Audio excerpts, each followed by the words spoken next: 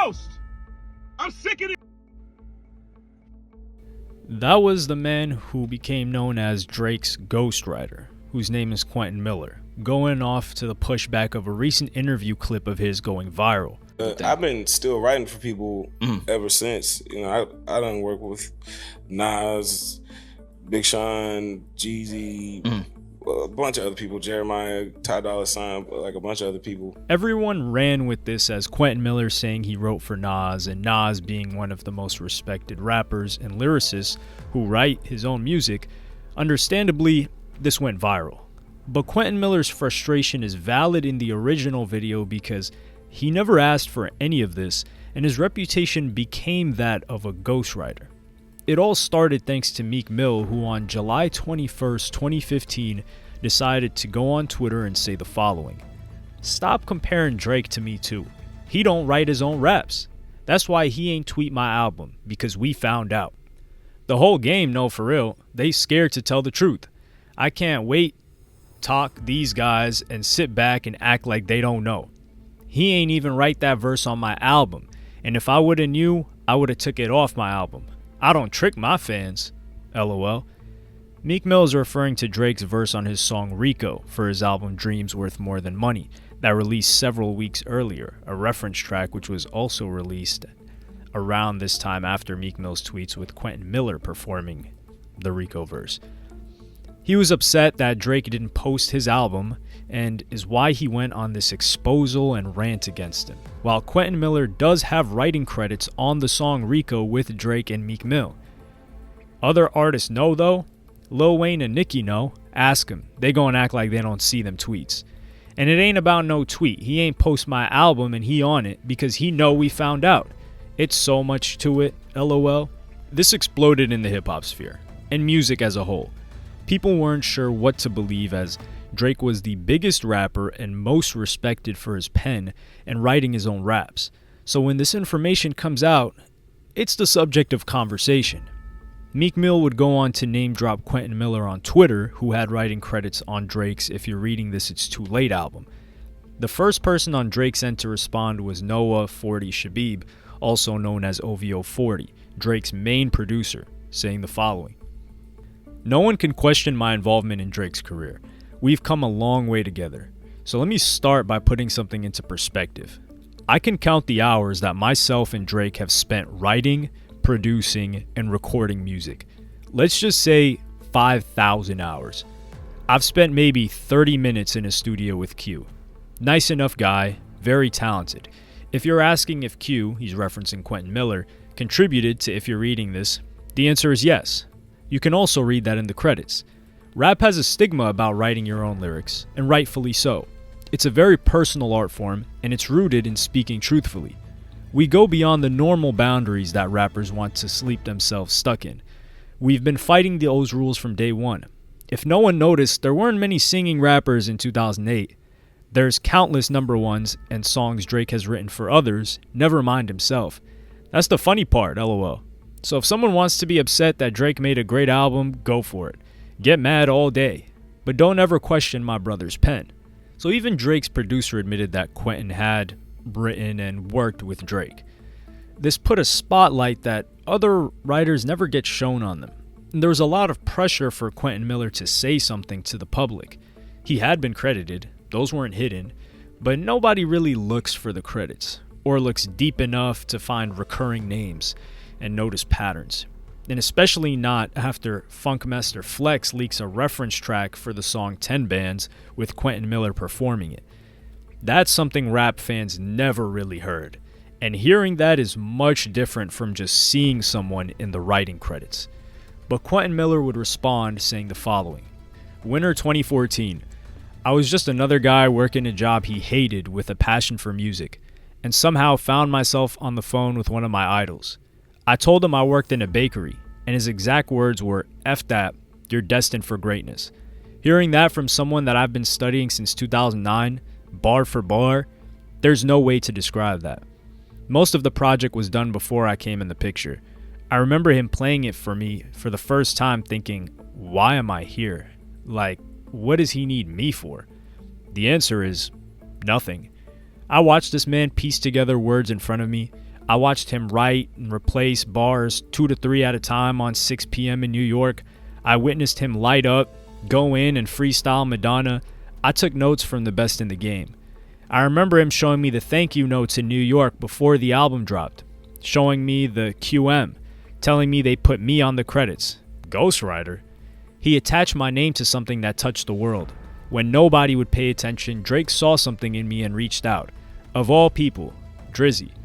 2 artists in exact opposite spaces in their career. We came together and made something special.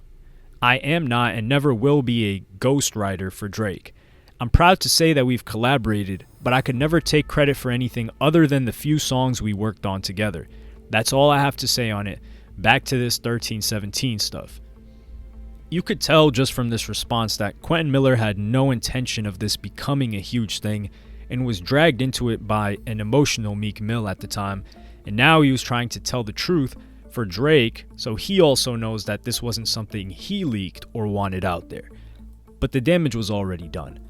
This ignited the biggest commercial rap beef of the decade between Meek and Drake, with diss tracks sent back and forth, an embarrassing loss for Meek Mill in more ways than one. During this course of the embarrassment, though, in March of 2016, Meek Mill and his crew ran into Mac Miller, and a couple of events happened. The story as told by Quentin Miller goes like this. He was going to the Nike store on Wilshire in Los Angeles, and when he was pulling up in the Uber, he saw a lot of paparazzi. When he stepped out of the car, he was moving his head to look around who it was, and he saw and locked eyes with Meek Mill. One of Meek Mill's entourage waved Quentin Miller over, and he didn't want any part of that. So he walked into the Nike store, where they followed him inside. To preface this, Meek Mill wanted Quentin Miller to get on video and say that he wrote the record for Drake, when Quentin didn't want to do that and just said he helped on the songs he was credited in.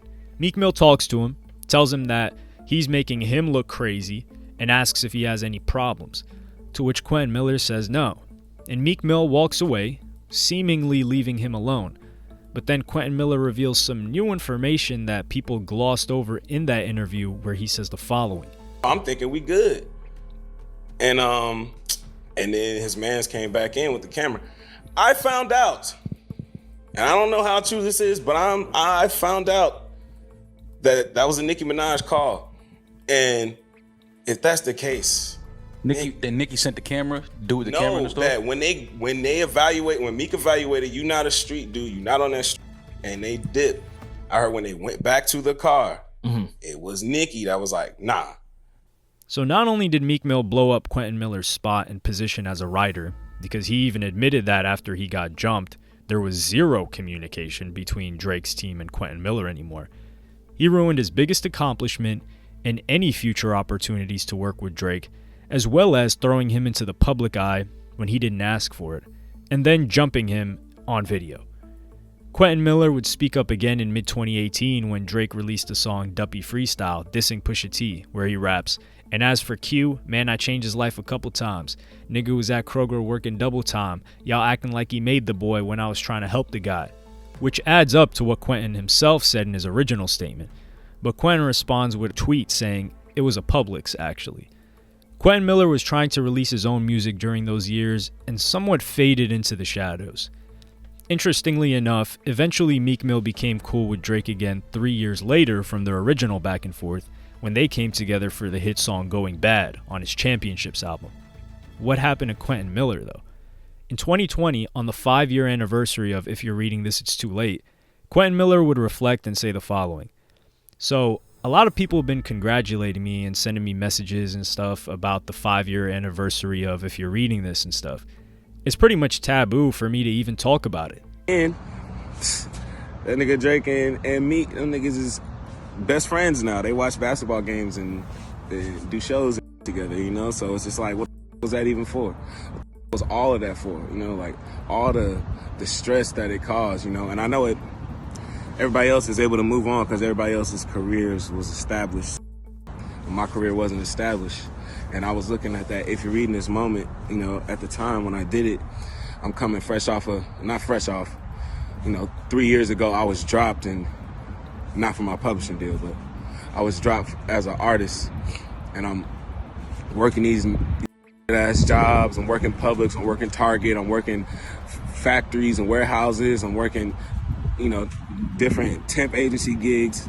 And then If You're Eating This came, and it's like, my life is about to change, And, it's just crazy how the best moment of my life,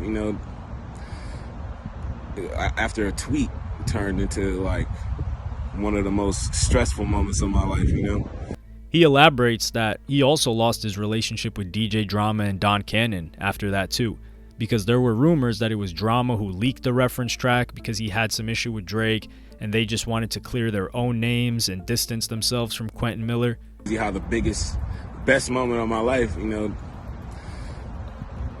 after a tweet turned into like one of the most stressful moments of my life, So, I envy all the other producers, artists, writers, whatever involved that get to just look at it in a good light, because it wasn't a good light for me.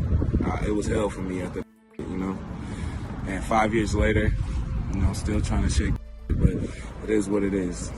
Glad y'all enjoyed it. It's whatever, man. I'm trying to move forward.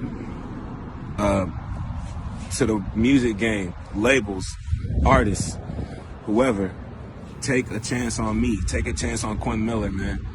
Y'all know I do these records. Y'all know I got these records. I could do this in my sleep. Take a chance on me, man. Everybody want to kick me to the curb, man. Everybody want me to just play the background, and they just want to just give me ideas for this person, give me ideas for that person. Man, give me the opportunity, man. Give me the ball, man. I see a lot of artists out here that I know for a fact I can box with, man. I can box with all these niggas, man. So take a chance on Quentin Miller, man. 2020, new decade, man. It's just over with, man. Take a chance on me, man. That's it.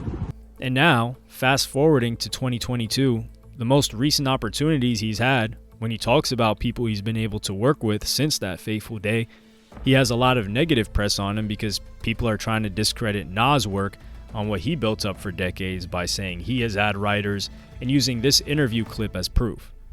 Quentin Miller summarizes why he's so frustrated with being forced to be a ghost and also explains the business of being a writer.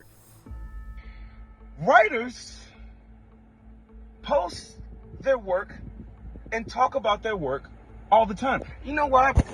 It helps. It also helps with the business of writing. When people know that you are part of certain things, it makes people more prone to work with you, It's kind of part of the job,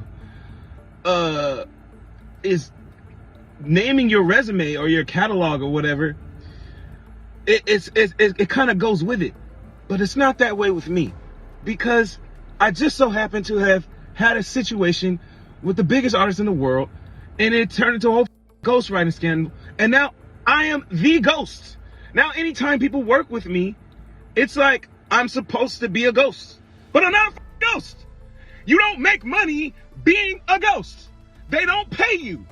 Artists don't give a if you have money or not. They do not pay you. So if you don't get paid, and you can't even get the clout from being a part of this to get opportunities to get paid, why would I want to be a ghost? This makes perfect sense from both ends. If you're a massively popular rapper and you work with a writer and you know if that writer posts that they work with you, you're going to get a lot of hate and it's going to go viral.